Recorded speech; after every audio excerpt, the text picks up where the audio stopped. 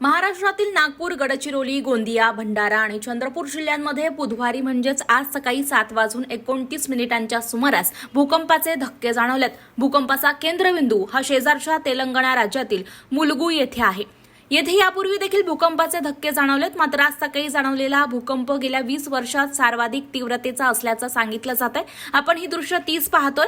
सुदैवाने यामध्ये कोणतीही जीवितहानी, कोणीही जखमी झालेलं नाहीये. मात्र नागरिकांमध्ये सध्या घबराटीचं वातावरण पाहायला मिळत आहे.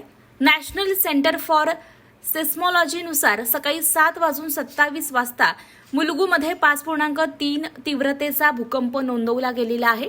भारतीय हवामान विभाग सूत्रांनी आणि स्थानिक रहिवाशांनी दिलेल्या माहितीनुसार नागपुरात हलके भूकंपाचे धक्के जाणवलेत.